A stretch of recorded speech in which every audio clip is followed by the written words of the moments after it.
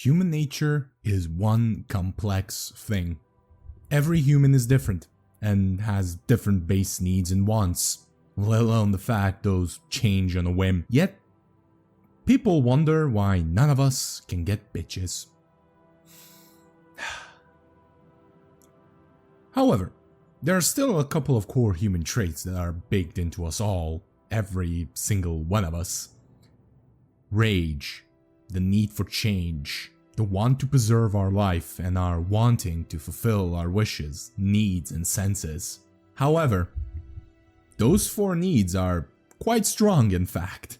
Strong enough to create gods which influence our material realm.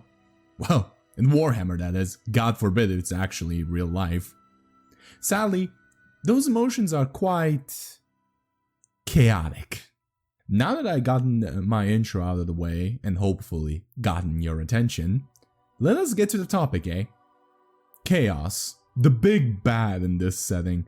The main villains in the universe where if the factions were transported to any other universe, they will be the bad guys. They, Chaos, make them look like the good guys. Do not believe what the Redditors or the quote-unquote media literate people on Twitter tell you. Chaos is the worst of them all.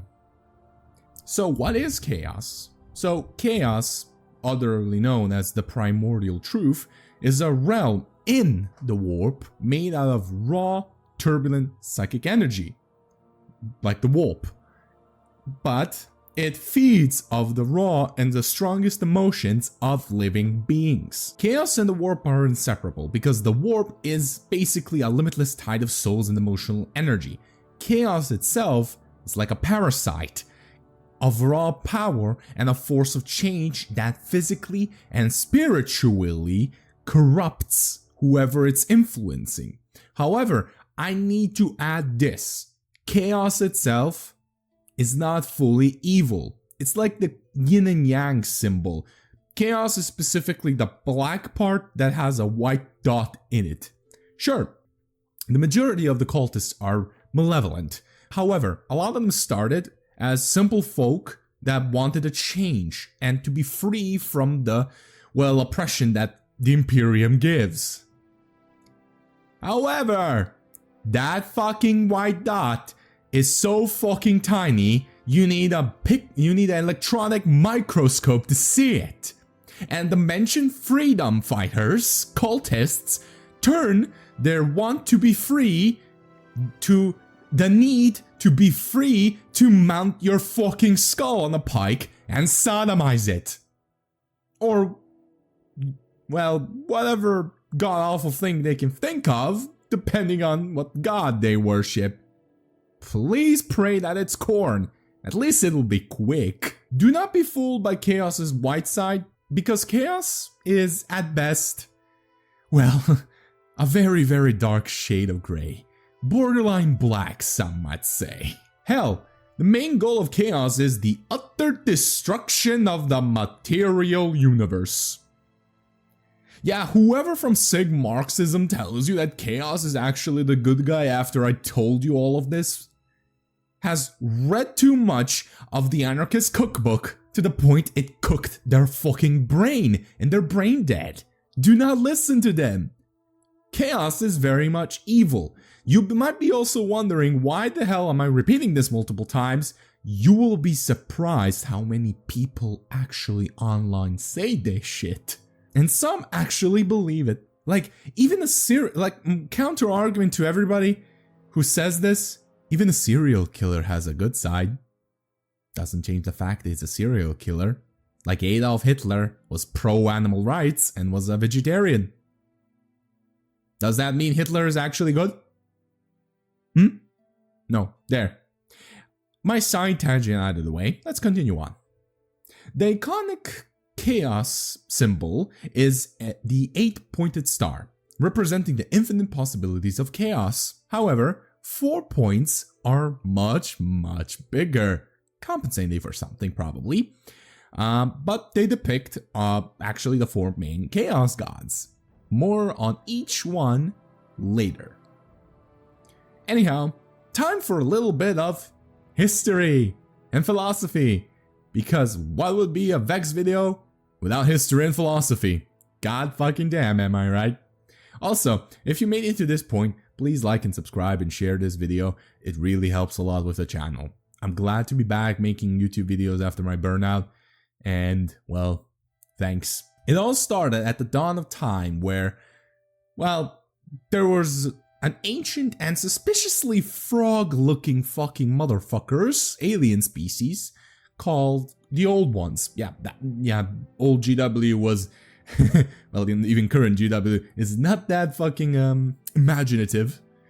And those said frogs decided to evolve some primitive species in the galaxy that were up and about for God knows what reasons, and probably they did it just because they can.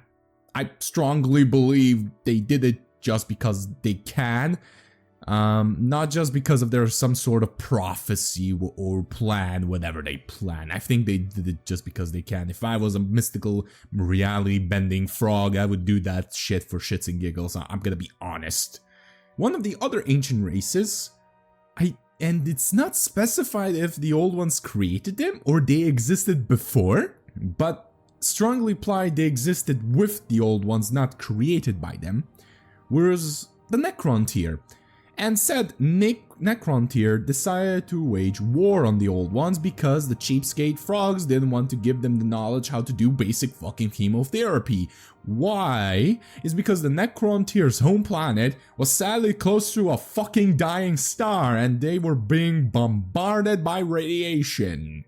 Sadly, for them, the space frogs were also one of the most powerful fucking psychers and reality benders to have ever existed, and they crumped their sorry arses. Now they wallowed in pity, however, and I'm not fucking kidding, giant fucking clouds from space appeared out of nowhere. They found them by looking at space and seeing a fucking cloud eating a star.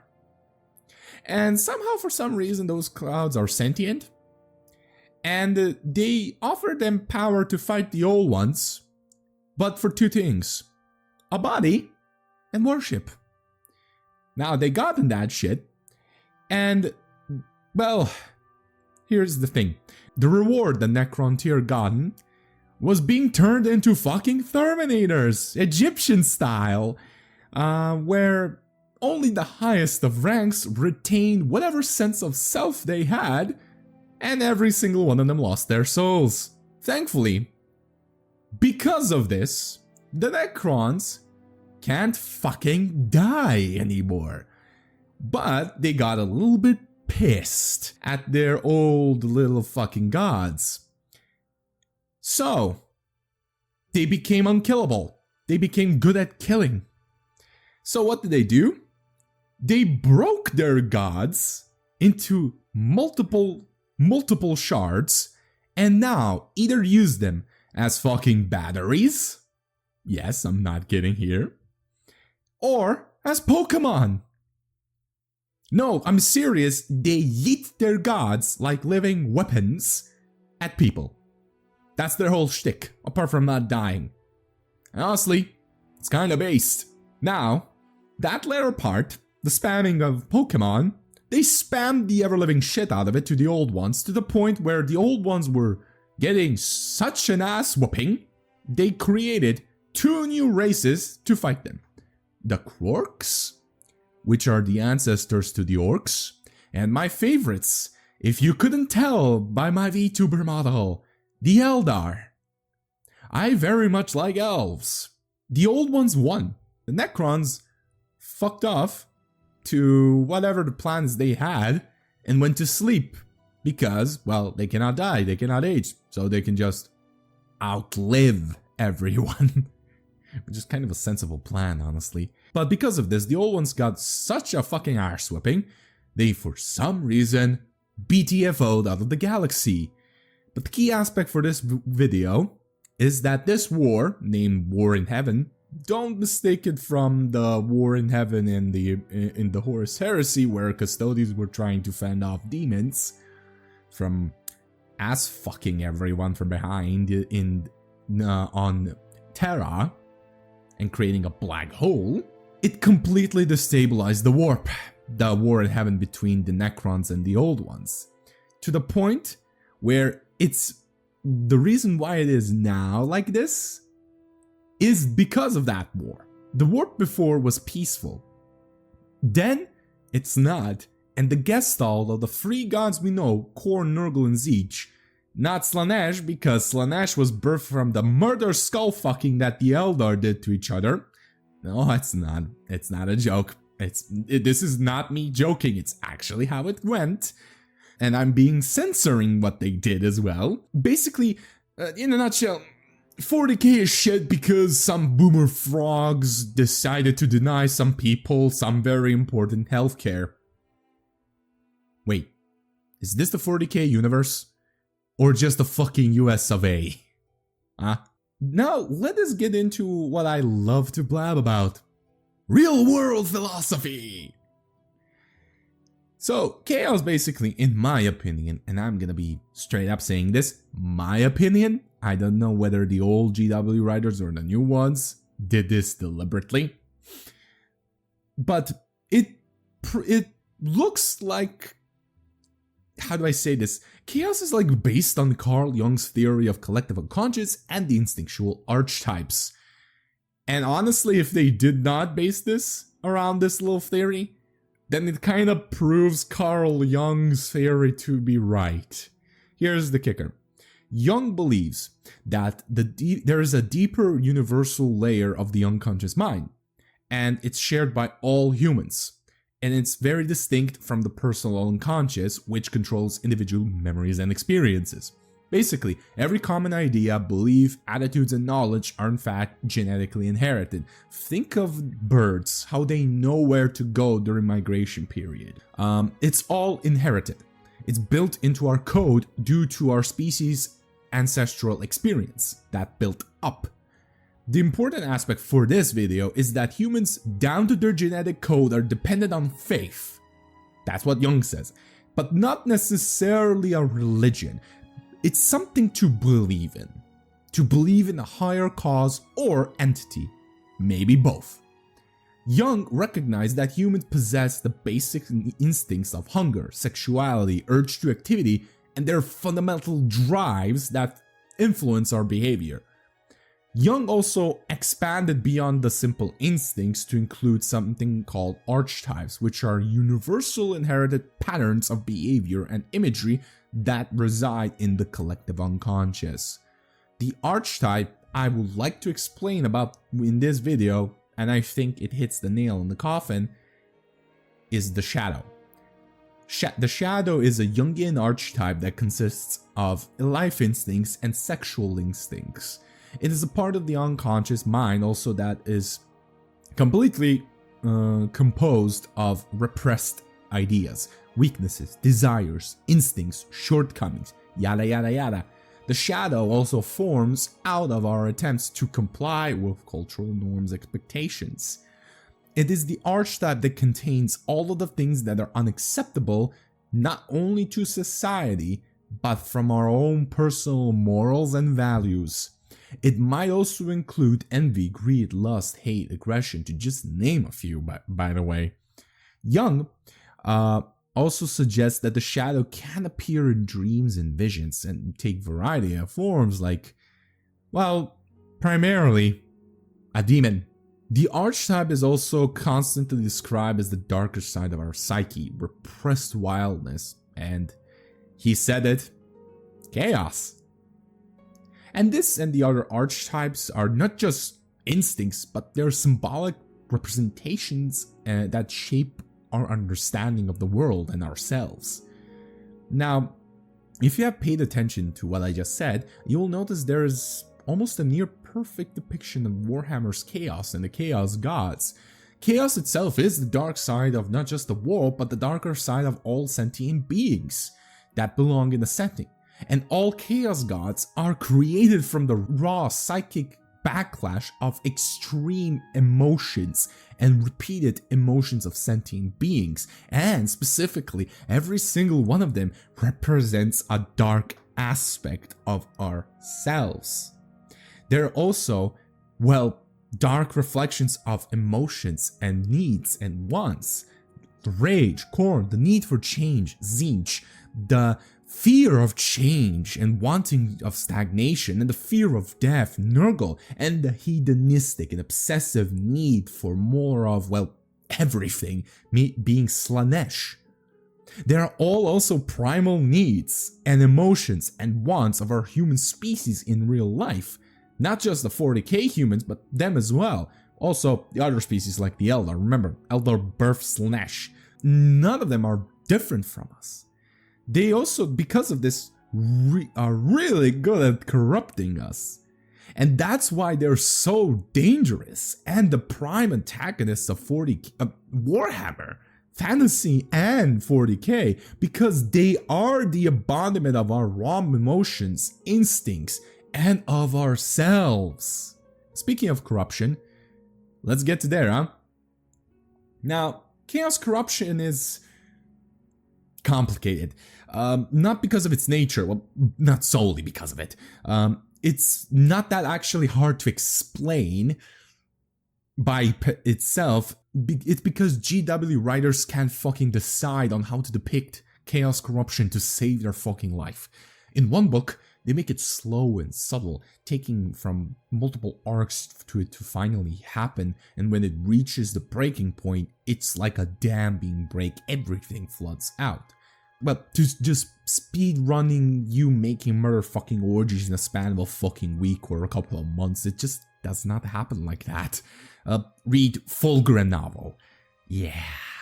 I'm gonna blame the fact that they didn't, by that point, didn't plan the Horus Heresy to blow up as it did. I get that chaos is also very random by its nature and not consistent, but for fuck's sake, GW, please pick a fucking lane. Either it corrupts nearly instantly, or it's slow. Like, please, just pick. Now, personally, I like the slow and steady method because it gives a real sense of dread regarding chaos. Because how it subtly influences you, making you think that those thoughts are your own, but in reality they're the chaos gods just edging you on. My perfect thing to point out how good a slow you can write a slow and steady corruption to chaos is the Badab War. Huron Blackheart's fall to damnation is perfection. It's chef's kiss. It's slow and steady and subtle, but you know he's corrupted by the end, alright? And he doesn't know till the end, by the way. He really thought it was his choice. That's the main reason also why chaos is the most dangerous enemy in the fucking 40k setting. It's not the demons. It's not the chaos space marines. It's the fact that you can easily join their ranks. And by that time, you realize there's no point of return. You're fucked. You're stuck for eternity being their bitches. And even if you die, they will take your soul and do unspeakable things to you and then destroy it or eat it, or in Nurgle's case, something worse than death. But before the corruption is to set in, there must be a beginning. You see, to be chaos corrupted, you need to somehow get in contact with chaos first. Now, the funniest thing about that is, usually the exposure is not at all obvious. Rarely you will see a fucking demon walking around, and if you do, shit really hit the fan by that point and you're fucked. Like, you're beyond fucked. The chaos corruption is far more simple. You see, chaos always tries to get a chance. And usually it's done via small tidbits, like a random trinket you found somewhere on the alley, you stole, pickpocketed, whatever the fuck. Maybe an icon disguised as the Emperor as a war god, but it's a little bit too bloody. You know? Painted in blood or shit like that. You know? Small tidbits. And that's just one way. However, the most common way is, it just fucking happened. Yeah, see what I mean by GW really cannot pick a fucking lane? You see, the warp is connected to the material realm. Therefore, the chaos gods are connected as well. They are in fact that little fucking whisper in your ear that is always tempting you to do something bad. It's always a small thing. And it's always just small at the beginning. Worst of all, that voice that's tempting you in your ear, usually that happens in a moment of weakness. Because if you're mentally strong, chaos cannot corrupt you. It can't, because they need consent. You see, it's always when you're the weakest. For instance, your child is sick. Deathly sick. No medications work, and you are very, very desperate because of that. Then all of a sudden, a wandering witch doctor, who conveniently stinks like fucking shit, comes up and gives you a trinket or a concoction and says, it will cure your son. Not might, not maybe, will, a certainty. And at that point, you as a parent is desperate for anything, so you take it. And lo and behold, your child is now healthy as an ox. However, all of a sudden you become a bit slower, a bit depressed, a bit sick as time goes on. Then you start hearing voices in your head, and next thing you know, you are on your deathbed in a multitude of pain. And the voice says, it can help you ease your pain, just let it in.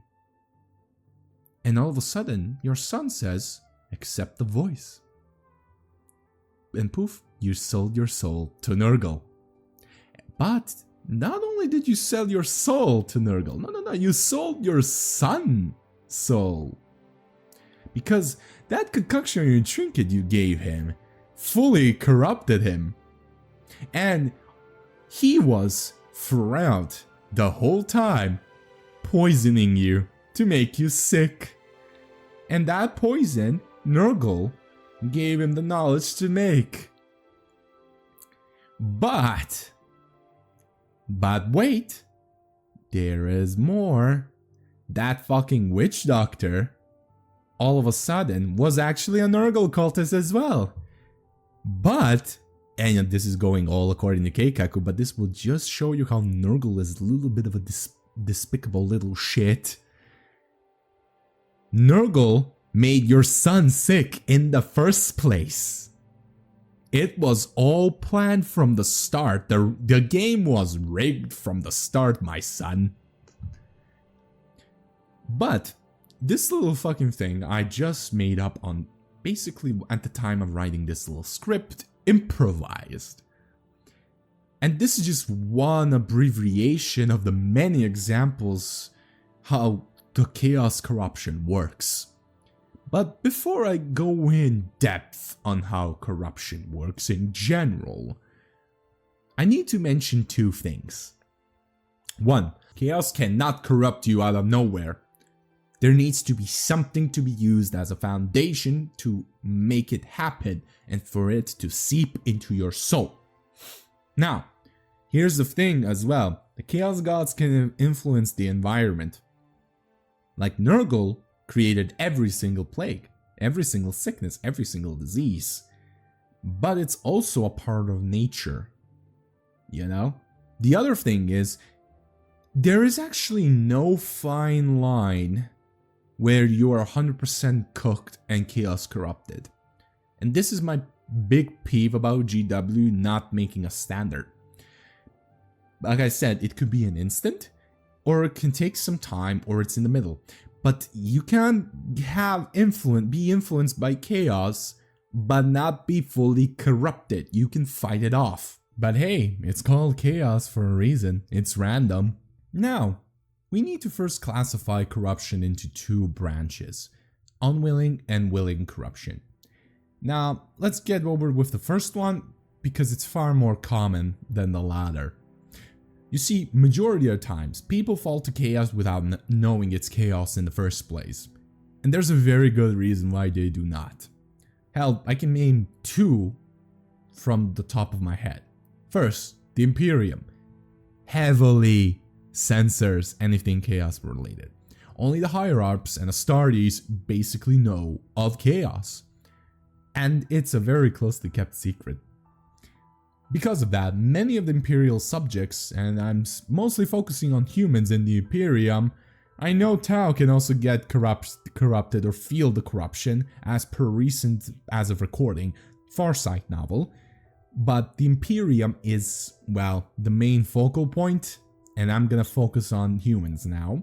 And they actually do not know it is chaos that is corrupting them. Most chaos cults, and yes, even the corn cults, their leaders, well, some of them, the ones who, well, are worth their salt, have some brain cells to be subtle about it in a way. You see, even though in the 41st millennium, there's only one religion, the Imperium Creed, aka worshipping the Emperor as a god. But the Imperial Creed is not one dogma. In fact, there are many, and I do mean many, variants of worshipping the Emperor. You see, many worlds in the Imperium are different, especially after the heresy, where some worlds were cut off, some were not even found during the Great Crusade even. And somehow, they have, while reconquering old territories after the heresy, and new ones that weren't during the Great Crusade, the Church somehow wanted to draw him into the Creed.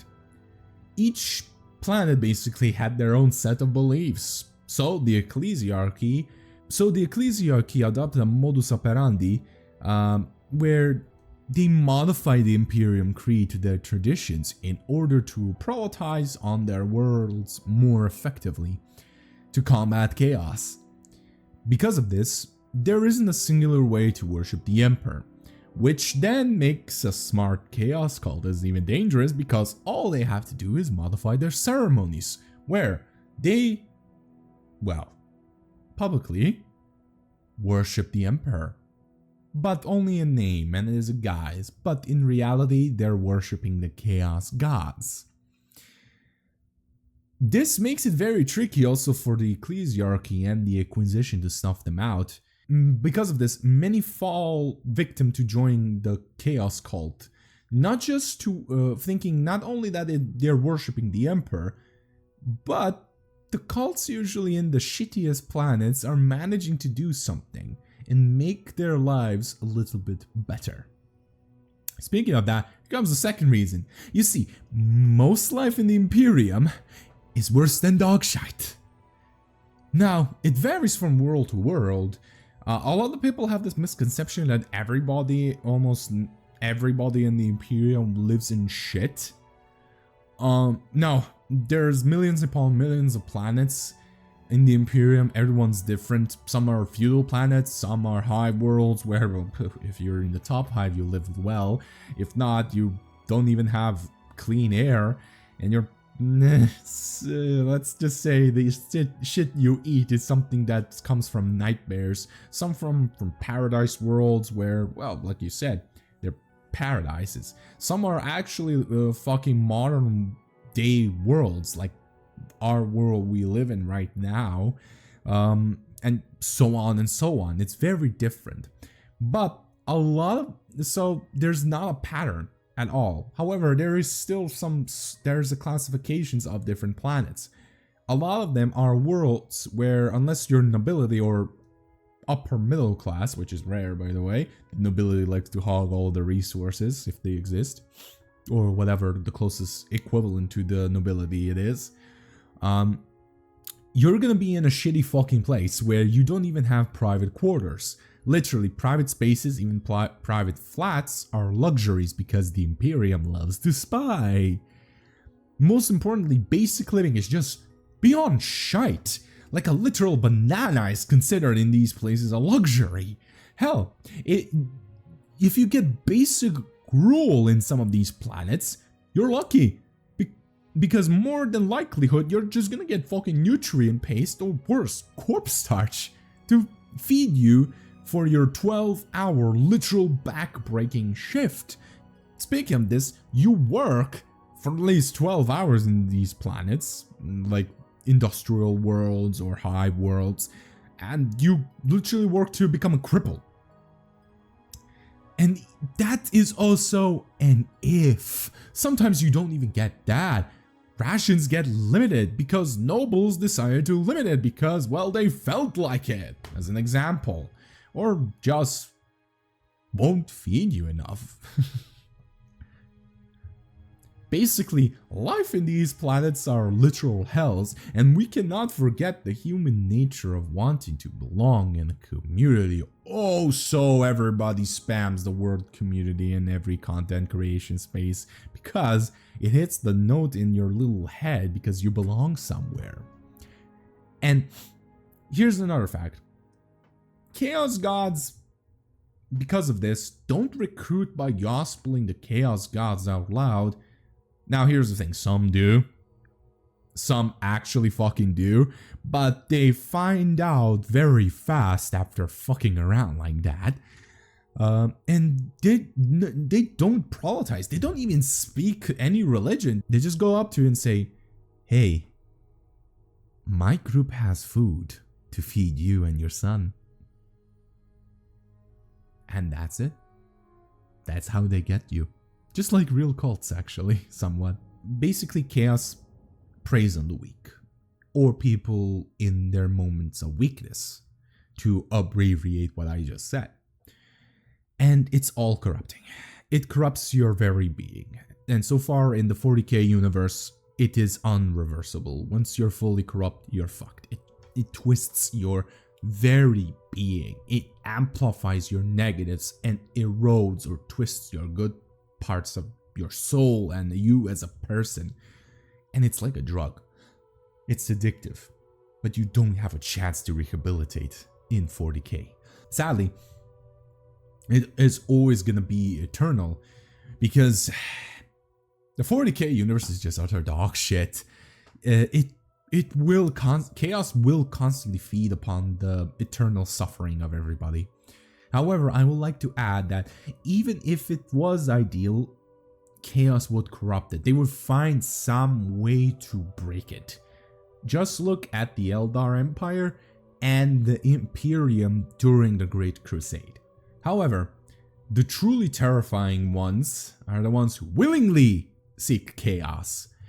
You see, every sentient being has primal drives. We humans are no different. And one of the big ones is, in fact, the need for power. And also, the need for validation. We all want to be in control in our lives.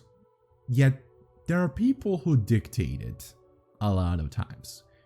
So, the need to rebel in order to control our lives is strong. And how do you rebel? How do you win? You have power. But in my opinion, it is rooted in the primal need in general for wanting of power. For instance, a hardware professor, and I'm gonna butcher his name, McClelland, states that humans have a need for power, need for achievement, and need for affiliation as fundamental needs, in fact. The desire to achieve personal autonomy, to control of oneself, but also others. And it's a byproduct of wanting to control oneself, because you cannot control yourself and your life if others are trying to exert their power or control over you. And also, we all want to find a status in our world. And there are core traits, the need for status and want of power in this theory. And also, every chaos follower fits the bill in this little theory, huh? A happy coincidence in it. The want to achieve something is also key for chaos followers. They want to achieve freedom from the very controlling Imperium, but also other cultists just want to find a place to belong, to be affiliated, like I said, for the unwilling side. And chaos absolutely abuses these needs. And so the people who have a powerful variant of these needs seek power, wherever they might be. And for those, and especially if they're gifted or special beings, the Chaos Gods actively seek them out to corrupt them. For instance, the fall of Lorgar was a very clear example of this little what I just explained. After the raising of Monarchia, Lorgar's faith was shattered, and due to his upbringing, he needs something to believe in, because he uses faith to justify his very, very, very, very bad actions. He's a hypocrite. And he looked for any other god who deserved his worship. Very narcissistic, eh? And so the Chaos Gods through Erebus, fuck him, and Cor Pharaon, fuck him too, but fuck Erebus more, intervened to corrupt them because apparently the old faith in on Colchis was in fact chaos worship. And so the Chaos Gods basically did what they did, read the Horus Heresy. But the best example, in my opinion, about chaos actively trying to corrupt someone is from the End and the Death Part 1, where Khorne personally is trying to corrupt Dorn. And to show my point, here is a small excerpt showing this very thing. Before I read it to you, a little explanation. Dorn was trapped in the Vengeful Spirit, Horus's flagship, which was turned into basically a portal to the warp itself. He was trapped in the mini desert for 100 years or so, maybe more, wandering for eternity alone, and he was actively trying to preserve his sense of self. Later that century, the rusting brown cast of the desert and the walls and the sky have grown darker still. It is red. Everything and everywhere is red, like blood, the color of blood, scarlet out in the sunset, across the endless dunes, and crimson, madder, and orchil hues in the darker shadows of the wall. He remembers, sometimes, longing for blood, the fire of blood, the gush of blood, the physicality of blood. He wanted that simplicity. He wanted to fight. In a blood fight. Spilling blood close up. Not fight with his mind from a distance. He wanted to put the mental fight aside. Give up the crippling, endless puzzle of war. The never-ending facts and data. And just be a man with a sword. Just give up. Stop thinking and give in. Just fight. Just fight. Mindlessly. Just be free. Just fight and kill. For blood. For blood. The color of this desert. Just blood for the sake of blood. Simple. Released. Unthinking. Just blood. Blood for how long ago was that? Who was there? Doesn't matter which side he was on. He tries to order the available facts. He was a warrior who just wanted to kill.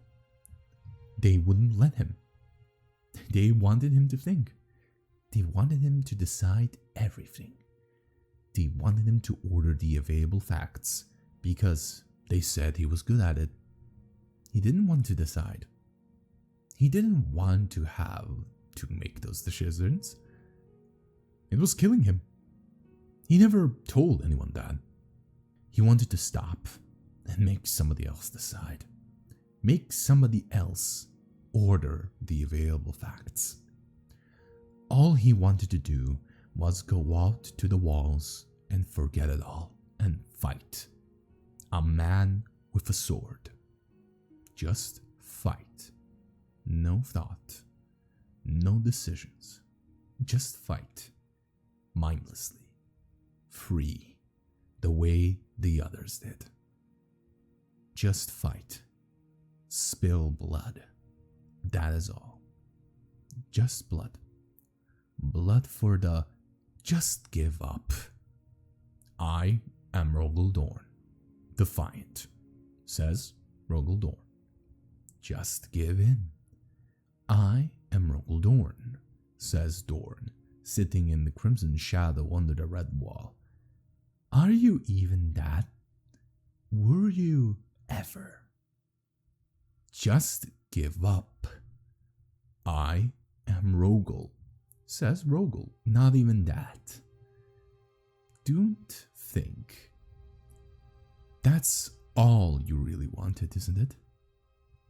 Not to have to think anymore? You can do that here, in the shadows of the wall. Just give up. Give in. He orders the available facts. Is there anything he's certain of any longer? All the facts have rusted, and all the thoughts have gone. There's only blood. That's all he really wanted. Give in to that. Just blood. Say it. Say it. Say blood. The thing you wanted. Blood. He says softly. Soft as the flecks of rust the dry breeze lifts in horsetail plumes from the ridges of the dunes. Say it again. Blood. Who is the blood for? For. Say it. Who is the blood for? Blood for the... For whom? He is waiting for you. You just have to say it. And that was actually, well, Khorne influencing Dorn. You see, the narrator kind of talking to Dorn is deliberate, because that's how chaos gods corrupt you. If they're directly influencing you, they worm into your head, and the thoughts you think your thoughts are actually their whispers. Now, the irony here is also Dorn nearly fell, in fact. If it wasn't for the sheer fact that not only he is stubborn enough that he could survive the end of the universe out of spite alone just to say that he outlived Perturabo, and also the other fact why he resisted is because he is a mega autistic military and engineering nerd, and he throughout this time, after this little quote, decided to quote not only the entire Epic of Gilgamesh to Khorne, but also literal engineering facts, war engineering facts, and he was criticizing the fucking wall Khorne made. Yes, that's what fucking preserved him till the Custodes found him. And this guy just goes to show you that how Chaos Gods are also good at playing towards your wants and needs. The whole ep script was just really pandering to Dorn. You're not a general, you're not a living computer, you wanted to be a warrior. And Dorn really just wanted to live a simple life.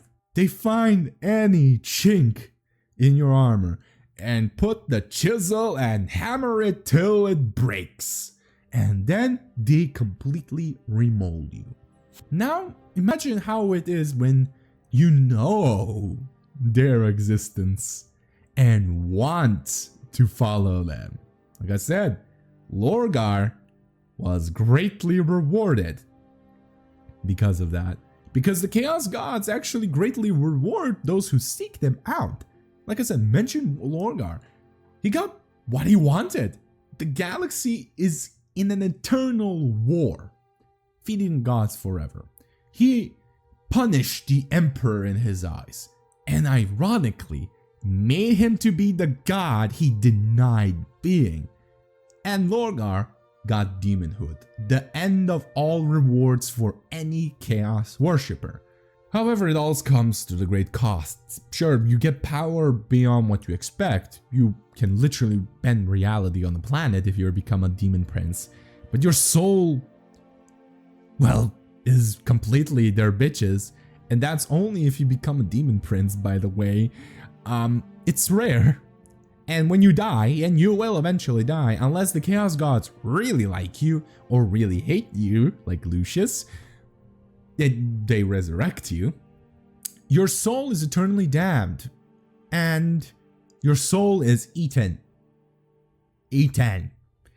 Or you just cannot take all of the gifts, and you become so mutated to the degree where you're barely resembling a human.